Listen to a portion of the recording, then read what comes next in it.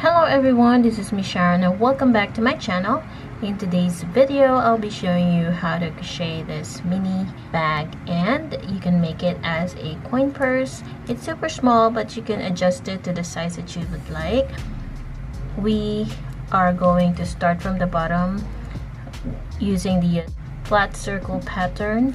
So it's very easy and we're gonna work in spirals. So I hope you watch until the end of this video.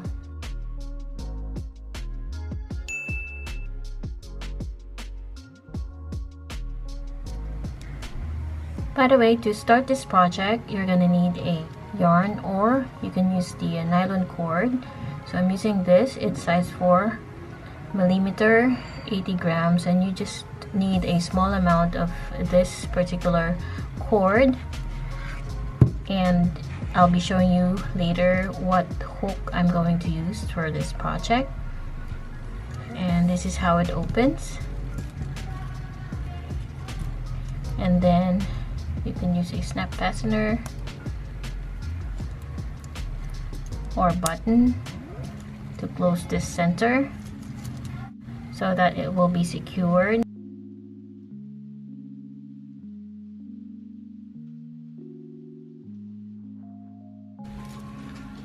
This is really a nice kind of giveaway gift, because by the time that you finish working on with the strap, you're also done with doing the final round.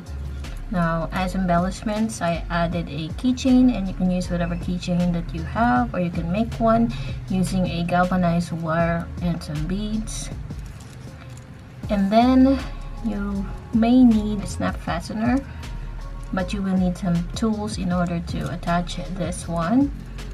What I like about using nylon cords is that they are stiffer and they can stand on its own. Anyway guys, let's start the project now.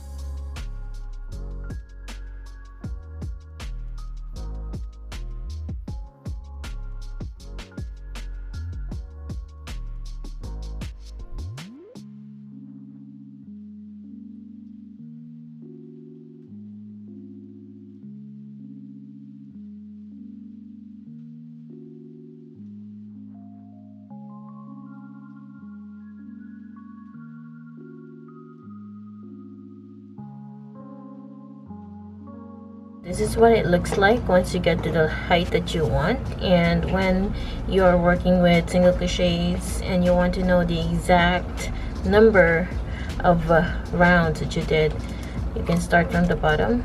This is the round 1, 2, 3, 4, 5, 6, 7, 8, 9, 10, 11, 12, 13, 14, 15, 16, 17. So I have 17 rows in total. So that's how you count. What I like about working in spiral round is that you won't see the join. Remember, when you're closing each round, you get this lines, so you don't have that when you work in spiral rounds. Now for the final round, now we're going to add a strap before we close off this final round. So what we're going to do now is we're going to make a cord or crochet a fishtail cord. I'm not sure what exactly is the name of this cord, but you can comment down below if you know. So I'm going to insert my hook into the loop here. So I now have 2 loops. I'm going to yarn over and pull through those 2 loops. Now this cord is very easy. You're just going to insert into the loop next to it, and then you're going to yarn over and pull through 2. Then insert again into the loop, so that way you have 2, yarn over and pull through 2. So that is what it looks like. If you keep doing that, you get this fishtail design, which is really super nice.